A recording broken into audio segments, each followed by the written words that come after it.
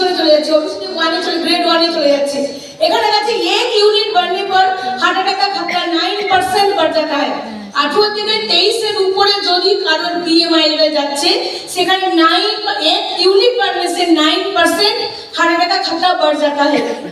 মাত্র 1% বাড়লেই কিন্তু 9% আমাদের খতরা বাড়ছে। আর প্রত্যেকটা মানুষের BMI লেভেল চেক করে দেখবেন 18 থেকে 23 তো কারণ নেই, ওটা ভীষণ নর্মাল রেঞ্জ, আর ওর উপরেই সবার কাট থাকে।